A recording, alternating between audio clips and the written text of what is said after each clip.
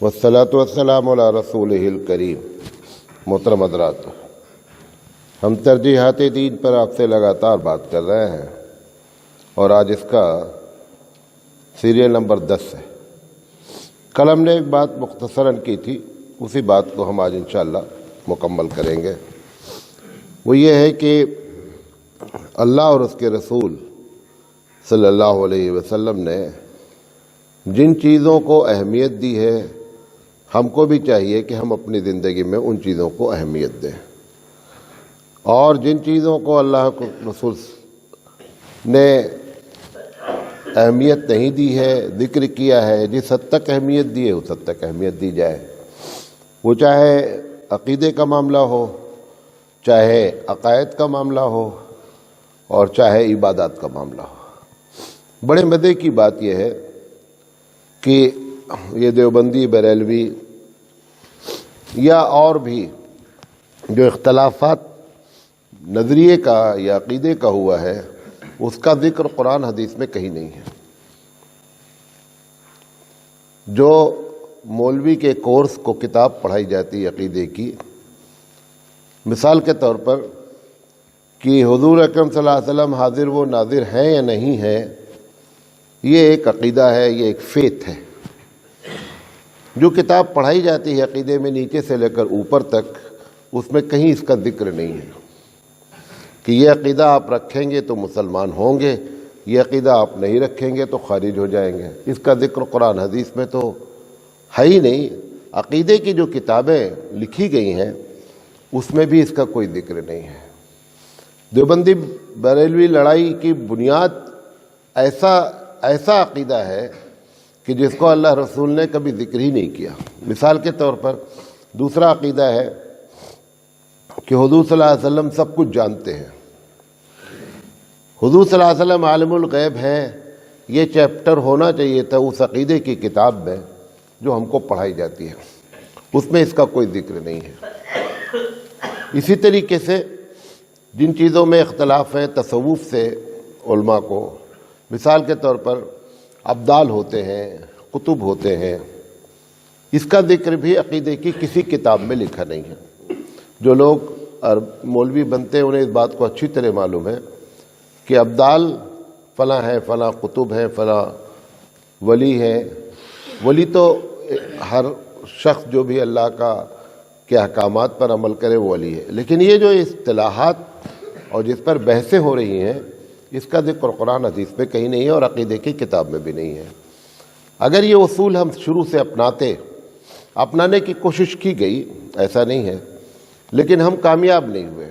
جس چیز کو پریفرنس دیا گیا، جس چیز کو ترجیح دی گئی، وہ قرآن حدیث میں ذکر نہیں ہے۔ اب آپ دیکھیں کہ اگر یہ عقائد پر بحث چھوڑ دی جائے کہ اللہ کے علاوہ بھی حضور عالم الغیب ہے، حضور ہر جگہ حاضر و ناظر ہے، حضور ہر جگہ موجود رہتے ہیں، اگر قرآن حدیث سے نکالا جائے تو اس کا ذکر نہیں، عقیدے کی کتاب میں پڑھایا نہیں گیا۔ آپ کی زندگی کا سب سے اہم مسئلہ ہے۔ یہ عقائد میں اس قسم کی باتیں آئیں، اگر ہم قرآن اٹھاتے، بلکہ کہیں کہیں تو ایسا بھی ہے کہ اس کے خلاف قرآن بولتا ہے۔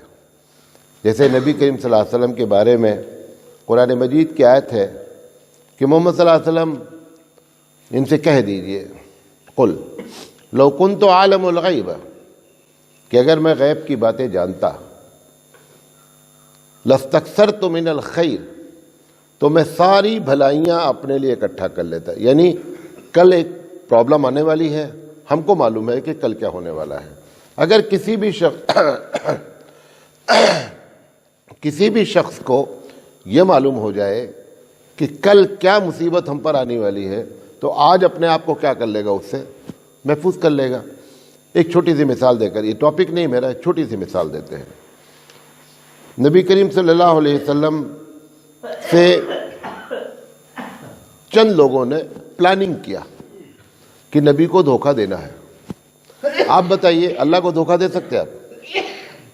نہیں دے سکتے۔ کیوں؟ وہ سب کچھ جانتا ہے۔ اگر نبی بھی سب کچھ جانتا ہے تو نبی کو بھی دھوکہ نہیں دے سکتے۔ صحیح حدیث ہے، سب پڑھتے ہیں۔ پلاننگ کی گئی کہ نبی کریم صلی اللہ علیہ وسلم کے صحابہ میں سے وہ لوگ جو بڑے ہی ہوشیار ہیں، جو دعوت کا کام بہت اچھی طریقے سے کرتے ہیں، ان کا صفایا کر دیا جائے۔ آئے اللہ کے رسول کے پاس، خوب اچھی باتیں کی، بہت پیار محبت سے باتیں کیا، اور اپنے دل کا درد بیان کیا جو جھوٹا تھا۔ کہا اللہ کے رسول ہمارا پورا علاقہ مسلمان ہو جائے گا اگر آپ کچھ لوگوں کو ہمارے ساتھ بھیج دیجئے، وہ چاہ کر کے دین کی دعوت دیں، اور نتیجہ یہ نکلے گا کہ لوگ اسلام قبول کر لیں گے۔ چونکہ اللہ کے رسول صلی اللہ علیہ وسلم کی یہ کمزوری ان کو معلوم تھی، کیا کہ اگر یہ بات آپ بتا دیں کہ فلاں آدمی اسلام قبول کر لے گا تو حضور بہت خوش ہوتے تھے اندر سے، کیونکہ آپ کی زندگی کا مشن کیا تھا کہ لوگوں کو، انسانوں کو جو ہماری طرح گوشت پوشت رکھتے ہیں، ان کو کسی طرح جہنم سے بچا لیا جائے۔ یہی پوری زندگی آپ کرتے رہے۔ اب اس نے اسی ٹاپک کو چھوڑ دیا کہ اللہ کے رسول لوگ آپ بھیج دیں، بس سارا معاملہ پلٹ جائے گا، لیکن اچھے قسم کے لوگ بھیجیے تاکہ ان کی باتوں میں اثر ہو، ان کو معلوم ہو۔ خیر لمبی چوڑی بات ہے۔ اللہ کے رسول صلی اللہ علیہ وسلم نے تقریباً 70 لوگوں کو چنا۔ اس وقت مسلمانوں کی آبادی بھی کم، دعوت کا کام کرنے والے ایک دم خال خال، اس میں سے ٹاپ کلاس کے 70 لوگوں کو چنا گیا اور کہا کہ آپ ان کو اپنے ساتھ لے جائیے اپنے علاقے میں، اور یہ دین کا کام کریں گے، لوگوں کو اسلام کی دعوت دیں گے۔ یہ لے کے چلے، اور کچھ دور کے بعد انہوں نے پہلے سے اسلحہ رکھ رکھا تھا اس راستے پر، اور وہاں پہنچ کر کے انہوں نے اسلحہ اٹھا لیا اپنا اپنا۔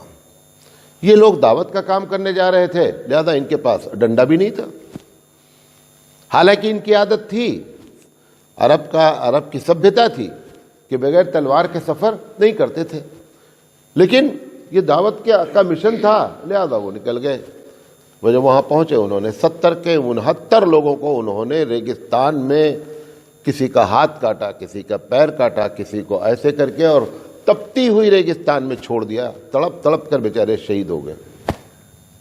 اب آپ بتائیے کہ اگر نبی کو یہ بات معلوم تھی کہ ان کے ساتھ یہ معاملہ ہونا ہے، تو یہ 70 لوگوں کو کون مروایا؟ جب ہم کو معلوم ہے کہ کل یہ ہونے والا ہے تو مروایا کس نے؟ آپ اتنا بڑا الزام نبی پہ رکھ رہے ہیں کہ نبی نے جان بوجھ کر کے 69 لوگوں، ایک بچ گئے، وہ بھی بچے کیسے بیچارے؟ وہ یہی سمجھ کر مارے تھے کہ یہ بھی مر گئے۔ انہوں نے آ کر کے اس پوری اطلاع دی، ورنہ کسی کو پتہ بھی نہیں چلتا کہ 70 گئے کہاں، ریگستان میں تھے، سوکھ جاتے۔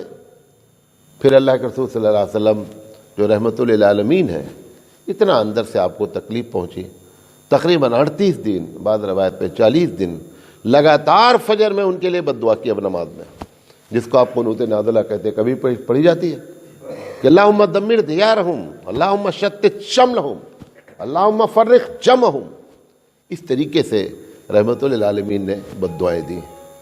تو آپ دیکھیں کہ اس چیز کو آپ نے ایشو بنایا ہے جو قرآن حدیث کے بھی خلاف ہے۔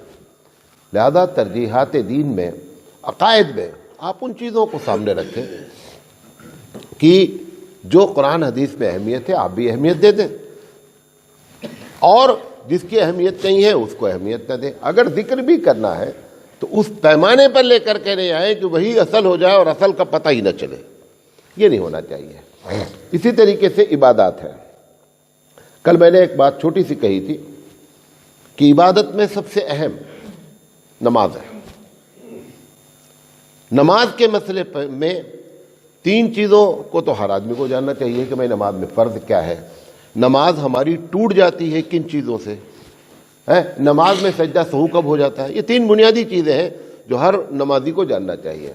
اس کو یہ نہیں بحث میں ڈالا گیا۔ بحث میں کیا ڈالا گیا کہ نماز میں انگلی ہلائی جائے گی کہ نہیں ہلائی جائے گی، نماز میں رفع الیدین، نماز میں آمین بالجہر، اس کا ذکر ہی نہیں کہیں کہ یہ ایشو ہے۔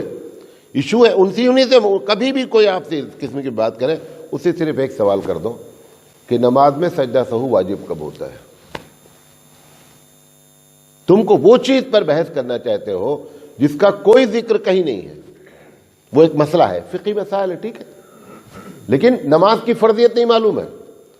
بھائی آپ کے گاؤں میں حادثہ ہوا، کرے نماز دیوبندی نہیں پڑھائے گا جنازے کی، ہے نا، بریلوی پڑھائے گا، وہ صاحب جو بڑھانے کے لیے بڑھے ان سے پوچھا گیا ہے کہ اچھا بتا دو کہ نماز جنازہ میں فرض کتنے ہیں؟ ان کو پتہ نہیں ہے. ان کو یہ اختلاف کرنا معلوم ہے کہ نماز دیوبندی کے پیچھے نہیں پڑھنی. ان کو یہ تک نہیں معلوم ہے کہ نماز میں فرض کیا ہے نماز جنازہ میں.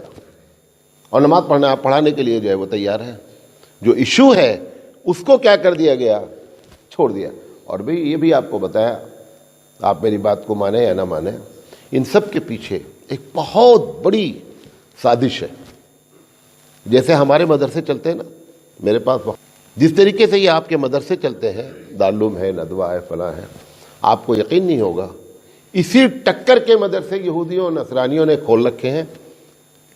آپ کا دین پڑھاتے ہیں اور سب یہودی اور نصرانی ہیں, وہاں سے پڑھنے کے بعد ایسی شرارتیں لا کر کے چھوڑتے ہیں, اور پھر وہاں سے ان کا ریموٹ ہوتا ہے اور وہاں سے آپ چلتے رہتے ہیں. آپ کو معلوم ہی نہیں ہے کہ آپ کا ریموٹ کس کے ہاتھ میں ہے.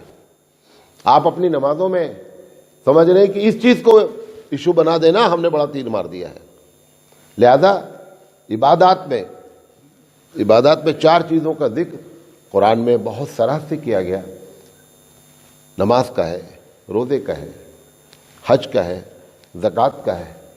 لیکن اس میں سے ان مسئلے کو ایشو بنائے رکھا ہے مسلمانوں نے جس کا اسلام سے یا جس کی اہمیت اللہ اور رسول نے دی ہی نہیں ہے. اسی طریقے سے مسائل ہیں. اب دیکھیے, کبھی عید میلاد النبی گزری, معراج کا مہینہ آتا ہے. آپ معراج میں, رجب میں, ہر ایک مہینے میں آپ مسلمان کچھ نہ کچھ کرتے رہتے ہیں. وہ مسلمان جن کو اس بات کی بڑی غور سے سنیے گا, سب آپ کے گاؤں میں ہوتا ہے. وہ مسلمان جس کو شب بارات کے روزے کے لیے 50 فون کرتا ہے کہ مولانا صاحب 1 دن کا روزہ ہے کہ 2 دن کا روزہ ہے, 1 دن کا روزہ ہے, وہ دھڑلے سے رمضان کا روزہ چھوڑتا ہے. حضرت علی رضی اللہ تعالیٰ عنہ سے روایت ہے کہ ایک روزہ اگر رمضان کا کوئی آدمی جان بوجھ کر چھوڑ دے, اس کے بدلے میں 11 مہینہ روزہ رکھے اور پورے زندگی بھر رکھے. یعنی 11 مہینہ روزہ رکھے اور ہر سال 11 مہینہ روزہ رکھے, اس ایک روزے کو جو جان بوجھ چھوڑا ہے اس کو وہ کور نہیں کر سکتا ہے. اہمیت معلوم ہوئی کہ ایک روزے کی اہمیت. اس کو رمضان کے روزے کی فکر نہیں ہے, اس کو شب بارات کا روزہ ثابت ہے نہیں ثابت ہے وہ ٹاپک ہے, لیکن وہ سب سے زندگی میں اس کے اہم ہے. رجب کا لوگ روزہ رکھتے ہیں, بہت پرانا روزہ ہے یہ, نبی کے متعلق نے پہلے کا. حضور نے کہا کہ رجب کا کوئی روزہ نہیں ہے. حضرت عمر بعض لوگ مسلمان ہوئے, نہیں معلوم ہے مسئلہ, بعض لوگ روزہ رکھ لی حضرت عمر کے زمانے میں, حضرت عمر نے بلا کر کے توڑوایا روزہ. تو رجب کے روزے کے اس کی فکر ہے, شب بارات کے روزے کی فکر ہے. اس کو رمضان میں ایک روزہ چھوٹ جائے تو کوئی تکلیف نہیں ہوتی ہے. حالانکہ صحیح بات یہ ہے کہ اگر رمضان کے ایک روزے کی فائل آپ کو دکھلا دی جائے کہ کتنا ثواب ہے, تو آپ روتے روتے مر جائیں گے لیکن روزہ نہیں چھوڑیں گے, اتنا ثواب ہے. لیکن وہ ہماری زندگی کا ایشو نہیں بنا تو رجب کے روزے, فلاں روزے, ڈما کے ہزاری روزہ, اللہ معلوم کہاں سے ہزاری روزہ. تو مسائل میں اب دیکھیے عید میلاد النبی ہے, صحیح بات یہ بتائیں, مسجد میں بیٹھا ہوں, عید میلاد النبی کا کوئی ذکر قرآن میں ہے ہی نہیں, کوئی ہے ہی نہیں ذکر. صحیح بات یہ ہے. ایک چیز بہت اہم ہے, تو اللہ تعالیٰ جیسے نماز اہم ہے تو نماز کے بارے میں وہ بتاتا ہے نہیں نماز فرض ہے, قرآن کی آیت آتی رہتی ہے, نہیں فلاں آیت سے نکلتا ہے. اچھا فلاں آیت سے اگر آپ نے نکالا ہی ہے تو مطلب اللہ کے نزدیک جو ہے وہ اہم نہیں تھا, ورنہ ڈائریکٹ بتاتا, وہ ڈائریکٹ بتاتا کہ بھائی عید میلاد النبی کی شرعی حیثیت کیا ہے. حبیب مصطفیٰ کو عید میلاد النبی یاد بھی نہیں رہتی تھی کہ میری تاریخ کیا ہے. آپ کو یاد رہتا تھا دن, کیا یاد رہتا تھا؟ دن. اور ہر دوشنبہ روزہ رکھتے تھے. آپ نے فرمایا کہ میں اس دن پیدا ہوا ہوں اور اسی دن قرآن کریم نازل ہوا, لہذا میں روزہ رکھتا ہوں. آپ میں سے جتنے لوگ ہیں بتائیے, آپ کو عید میلاد النبی کی جتنی یاد آتی ہے, ہر دوشنبہ کو نبی کی یاد آتی ہے؟ برتھ ڈے مناتے ہیں, بولتے ہیں برتھ ڈے, جنم دن. जन्म दिन तो मंडे है, जन्म डेट का जिक्र ही नहीं है। मनाते हैं जन्म डे, बोलते हैं जन्मदिन, नहीं जन्म डेट मनाते हैं, डेट में इख्तलाफ भी है, 12 रबीउल को पैदा हुए कि नहीं पैदा हुए, लेकिन मंडे में किसी का इख्तलाफ नहीं है कि दोशंबा सोमवार को आप पैदा हुए हैं। पूरा गांव आप तलाश लिए सोमवार को रोजा रखने वाले कितने लोग हैं। जो जिंदगी में अहमियत देनी थी रसूल की सुन्नत पर, आप सल्लल्लाहु अलैहि वसल्लम ने शायद कभी छोड़ा हो मंडे का रोजा, लेकिन आपने दोशंबा का रोजा को हमको अता पता नहीं है। ईद मिलादुन नबी की हमको चिंता लगी हुई है। तो ये जो मसाइल हमने छेड़े, ये हमारी ज़िंदगी में उसके नताइज क्या निकले कि गैर अहम हो गया। अभी लैलतुल क़द्र आती है, जितना नौजवानों को मस्जिद सजाने की फ़िक्र है उतना लैलतुल क़द्र में इबादत करने की फ़िक्र नहीं है। इबादत छोड़ते रहेंगे, चाय पिला रहे हैं, मस्जिद को डेकोरेशन कर रहे हैं, लाइट लग रही है, चंदा कर रहे हैं, और वो जो रात है उस रात की जो अहमियत है वो उनके फरिश्तों को भी खबर नहीं है। थोड़ी देर भी बैठकर इबादत करने के लिए तैयार नहीं है, लेकिन आप वो देखें खूब एक्टिव है, दौड़ रहे, वो समझ रहे कि ये सबसे बड़ा तीर हम मार रहे हैं। हालांकि लैलतुल क़द्र ना लाइट के लिए आई थी, ना तुम्हारे चाय पिलाने के लिए आई थी, ना मिठाई बंटने के लिए आई थी। लैलतुल क़द्र तो आई थी अपने रब से लौ लगाने की, अपने रब से लौ लगाने। अल्लाह के रसूल सल्लल्लाहु अलैहि वसल्लम, आपको मालूम है हम अहले सुन्नत वल जमात का अकीदा है कि अल्लाह के रसूल सल्लल्लाहु अलैहि वसल्लम जन्नत की सबसे ऊंची जगह, ऊंचा मुकाम है, उसमें आप सल्लल्लाहु अलैहि वसल्लम को अल्लाह वो जगह इनायत करेगा। उसके बावजूद लैलतुल क़द्र की तलाश के लिए 10 दिन लगातार इबादत करते रहते थे। हदीस में आता है कि शज़्ज़मीज़ रहू, पहलवान की तरीके से, जैसे पहलवान मैदान में उतरता है तो ढीला ढाला रहता है, कितना चुस्त फुर्त है। शज़्ज़मीज़ रहू का लफ्ज़ इस्तेमाल किया, लंगोट कस लिया। लफ्ज़ी तर्जुमा क्या है? लंगोट कस लिया।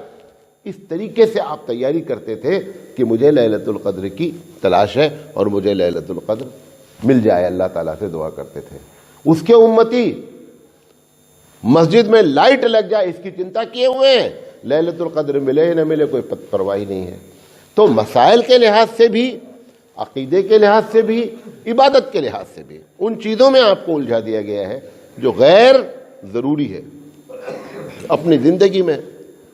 आप आखिरी बात कह रहा हूं, कभी भी आप मेरी बात नहीं माने, क्योंकि यहीं इसी ऐसे ही स्टेज से वो लोग बातें भी करते हैं जो लाइटिंग की फजीलत बयान करते रहेंगे। ऐसा नहीं, पब्लिक को धोखा दिया किसने है? पब्लिक को धोखा किसने दिया है? उलमा ने दिया है। और हमेशा उलमा दो किस्म के होते हैं, एक उलमाए सू होते हैं और एक उलमाए हक होते हैं।